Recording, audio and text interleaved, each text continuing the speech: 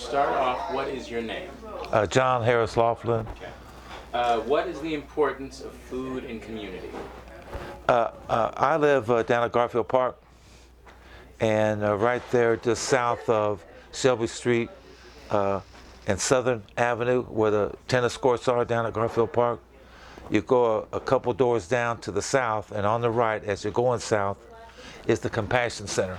It's been there like for 25 years, and it feeds the homeless on every day, lunch every day except Saturday and Tuesday. And so I've been eating down there since I moved there in 1994.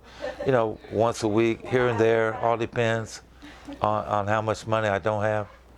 And this week, for example, I went there today and ate. And so you meet a lot of homeless people, a lot of senior citizens like myself, all kinds of people.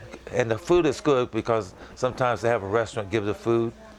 And and it's kind of maybe 50 people can eat there.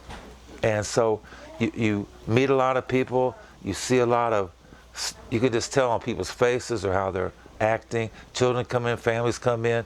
There's a lot going on besides the eating of the food, and that's just trying to sense what people are going through, why they're there, why they're not someplace.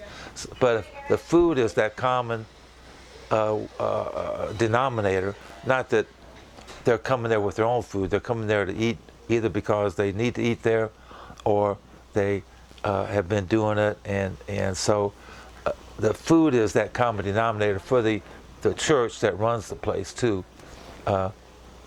And this is a really important place.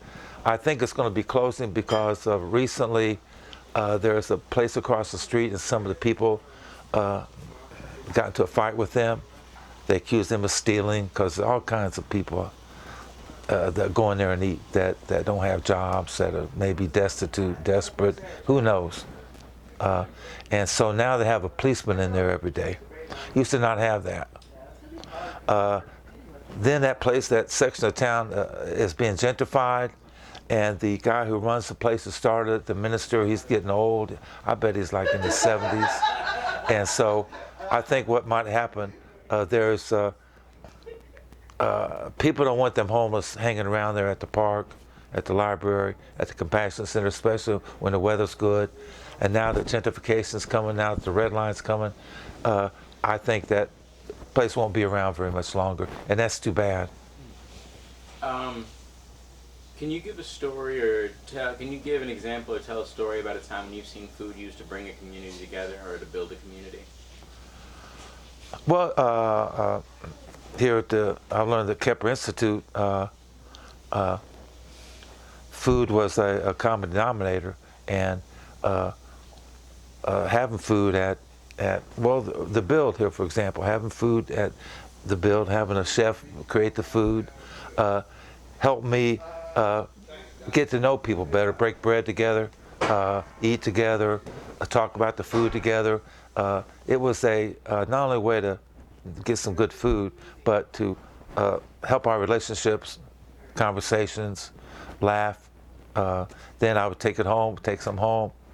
It was, but that food was I don't think things would have been the same without any food. It had been more dry, official, more rational, if you will. And the food helps bring some laughter. You got dessert, you got all kinds of things going on around food that I think helps social relationships. Great, thank you. You're welcome.